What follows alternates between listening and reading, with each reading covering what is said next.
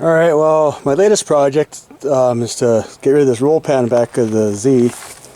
I kind of had a little accident with it. I had a tow hook on the back of this to, you can see where it got smashed right here, and how the body lines aren't really straight anymore, but got me thinking, since I'm going to start wheeling this truck now, I'm really famous for backing into shit. So I bought myself a rear bumper, the original OBS style one. It's in the back of the truck here. Got that at a salvage yard for 50 bucks, and gonna bolt it on here in a bit. But I'm not gonna bore anybody with the install of this, because people see too much of that shit as it is. I'm just gonna show you what I'm doing to the truck. I'm gonna go about doing it, because it ain't rocket science to bolt on a bumper, but because I got a 3-inch body lift for this, though, is I bought a 3-inch body lift bracket kit. It's from Zone Off-Road, and I didn't get all the extra shit that went with it, but these supposed to raise the rear bumper up 3 inches to match the body lines, and bolt it to your frame, you know, type stuff. But yeah, I got them on eBay for 99 bucks. They're kind of hard to come by. Most I could find was 2-inch ones. So to find these 3-inch ones was kind of a rare gift, I guess. But I'm gonna bolt them onto my bumper and stuff and put it back on, and I'll just show you guys just the after effects on it. I don't want to bore anybody, but I also got another weekend project since it's Labor Day weekend. I'm getting rid of the factory, not the factory, but the gasketless socket on these headers. They keep coming loose. Well, I found out to put a V-band clamp on it would be the way to go. So that's going to be the newest project on that. So I'm going to put some V-bands on this to get rid of this, because I'm tired of tightening these header bolts. I swear to God, it's a curse for headers to constantly keep tightening these fucking things. So I'm going to get rid of it and go to V-band. That way, just bolt it on once, no leaks, and don't worry about it coming loose. And that's what's going to go on with it. And another complaint I have, the exhaust shop that I had do this, they necked this exhaust down. See, it's 2.5 down to like 2 1/4 or 2 inch, I don't know, but that's a bunch of fucking stupid bullshit. So I'm going to get rid of that, maybe free up a little bit of flow. Not really going to say a whole lot on that, really. Probably won't notice much, but probably change my exhaust tone a little bit. So I don't know the proper way of doing this. Usually the bracket's already on the bumper, but I gotta do some room adjustability. So technically it sits like that, and it's supposed to raise the bumper up 3 inches so it follows with the body line instead of sitting 3 inches low with that big gap. And then eventually with the body lift on this truck, see how I got that gap right there? I'm gonna get some type of cover to go around that to close the gap on it, so I don't have that big ass gap right there. Maybe I'll get cool and buy some stainless, like the diamond plate shit, and just kind of weld it, you know, bolt it to the frame on these little holes here and put it all along in here, cut this all out, get rid of that body lift gap, you know. And that's the sad thing with these IFS Chevys, that you go with that full throttle suspension lift, but with the standard 6 and the 3-inch. I had to sneeze, but you gotta do a body lift to get a 9-inch lift out of this, because I don't want to go like super big. Another sneeze. But yeah, so that's just the way you lift these trucks. And then because of my mudding videos you guys saw earlier, I end up getting some of these off of another factory OBS Chevy to cover up there so I don't get mud splashing up inside the fender all over the motor like I did. But I was kind of looking at this part right here. It's kind of got an opening like this, so I might build a custom one, get some rubber matting and use this as a template, and drill my own hole, so I got something that goes around here to stop all the splash right there.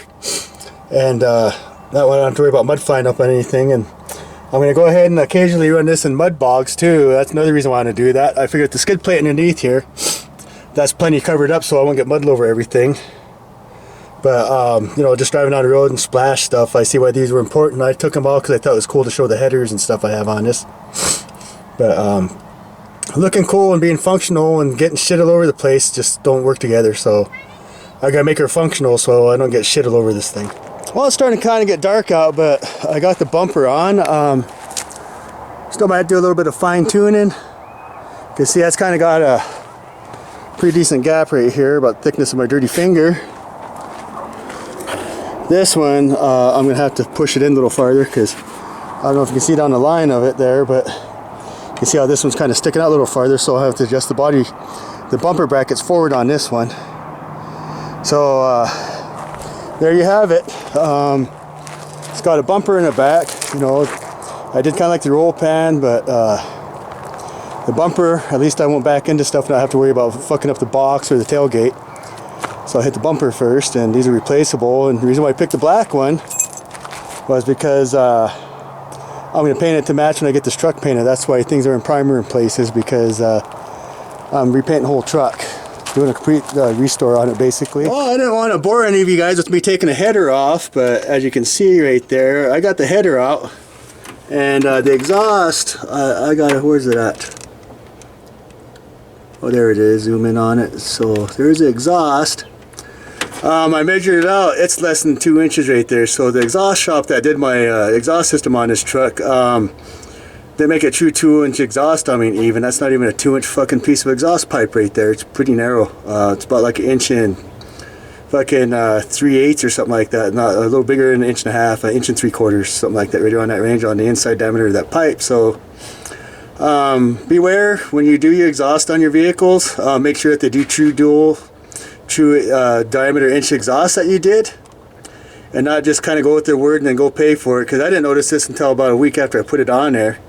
I was like, well, wait, that exhaust looks kind of choked up. And then I'll show you what that improper flange did. So that's what the exhaust flange did to my header right there. This is a Flowtech header.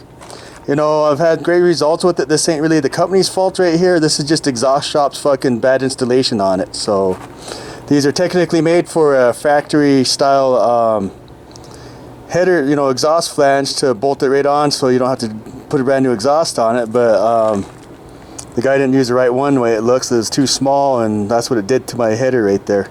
That's after 2 years of driving it, so I got to cut that all out because it's impeding on my exhaust flow. All right, well, I went and had to grind that all off of there. You guys saw the previous video of this. But yeah, I had to grind it all smooth so I can take a 3-inch header collector and I'm going to put it on like that. But I'm going to take this right where my thumb's at. I'm going to neck it down right around there to put this V-band clamp on. So it'll go on something like this. And then I got the short piece of header right here. Oh, what do I do with the other piece? But so it'll have another V-band on it, and it'll clamp together.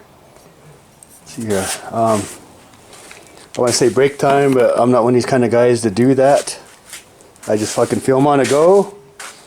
Oh, here we go. So there you go. There's a V-band system right there that goes over top and clamps this together on like so. Oh, here we go. So like this. It'll clamp those two pieces together, and no gasket, so I don't have to worry about that. And I don't have to worry about the fucking collector shit. You know, the cup and ball design was nice, but like I said earlier, the exhaust shop did a shitty job putting the wrong one on there. I mean, hell, my poor exhaust was choked down this whole time. Well, not this whole time, but I kind of known it for a while. Never did have the full true 2.5-inch exhaust, dual exhaust on my truck. I'm kind of curious to see how it sounds and runs after I put this on. Well, there you have it. I got these V-bands put on the headers. And as you saw previously, how fucked up they were. You know, one of the reasons I got these Flowtech shorty headers was because it's a direct bolt-in fit for the exhaust. But also mainly because of these thick header flanges, because most times cheap headers don't have flanges like that. They warp pretty easily, and I just checked the gaskets and they never leaked, and I've been running these for a couple years. It was just right where the cup and ball design was right here that kind of gave out on me, and a lot of that was due with a bad exhaust shop fucking hooking up exhaust pieces together, because it was way too small and it rode on the middle of the ball. Just kind of give you a visualization, and it smashed it in as you saw. But yeah, like I said, I'm not knocking people too bad. It's just bad exhaust work that happened to this. That's why I got to do this repair. And I was told to go with these V-bands because no gaskets and they never leak once you get the band on there. So don't got to worry about that. I just got to cut the parts of the exhaust off where it was necked down to put the other part of the V-band on there. And I got to test fit all that shit. It's going to take a while tomorrow. But as you can see, it's kind of dark where I'm camped at right now. So yeah, a little too late to be doing my exhaust right now, so they'll bolt these back in tomorrow and get the other part done. And as you can see, look at that, I got more airflow, even more than what the original Flowtech shorty headers came with. That's for the 88 98 Chevys. I forgot to mention that that's what this is off of, my 97 Chevy I called the Z. But yeah, so now I got more exhaust flow, really open that up. You know, I'm really kind of curious to see how it sounds now. Here's what I found out. See how it's kind of neck down here. That ain't much more than 2-inch exhaust. That's supposed to be 2.5. I mean, hold on here. See, look at that. It's neck down pretty bad. That's supposed to be 2.5 and not even 2 1/4. And the guy could have taken this thing and widened it out a little better to reuse the old fucking I don't know what the fuck to call this thing, collector gasket thing, you know, to put both the exhaust together. He could have used a bigger setup on it, but he just got cheap and went like this. I'm not really happy about that, but I'm getting it fixed. So now on to the part of putting the rest of the V-band clamp on. I got to put the headers in, and then cut and measure my little exhaust pieces I have. So as you can see, I didn't cut exactly, oh wait, no, here you go. As you can see, I didn't cut exactly square around, but I went ahead and cut the rest of it somewhat flat so that there's some type of surface to weld onto, and then I brushed it clean. Well, fuck it, I'll show you guys.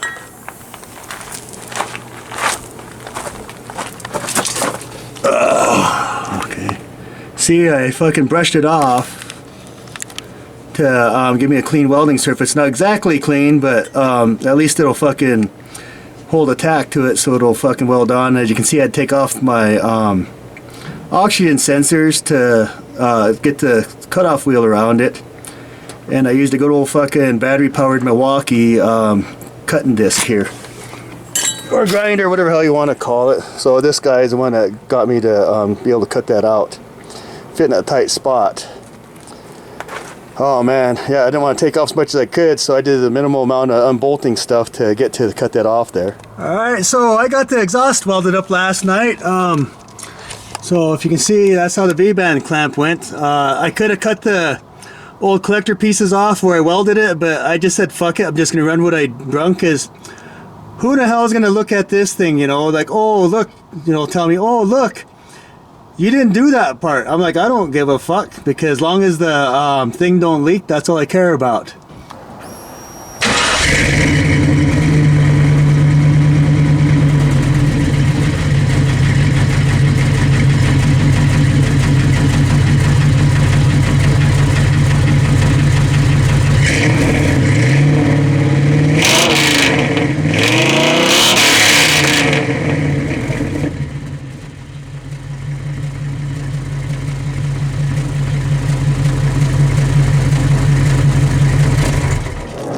Oh, there you have it. It don't make a rattling noise like it did, like a more crackle noise like it had before, but there's no leaks and it seems to run a little smoother. But after I do the 411 computer in this and do a tune on it, it should help it out a lot more. So yeah, there's the V-band on this side. Yeah, it's kind of a bitch to weld upside down when you're not really a skilled certified welder here, but it's gonna hold together. The welds look like shit, but I'm not embarrassed at all, because hey, it fucker holds together. That's all I care about. But yeah, so that's what I've done to the truck so far. And as you see in a video I'm gonna post before this one, I put a rear bumper on this because I had to get rid of the roll pan, because I actually damaged it one time, and I realized that if I'm gonna use this thing off-road, I gotta you know, use this thing off-road, I gotta have some place to tow it at in case I get stuck or anything like that. And then I'm possibly gonna put a hidden winch mount in the front of the truck here after I paint it and get a new air down, because as you can see, this one's kind of chewed up and broken.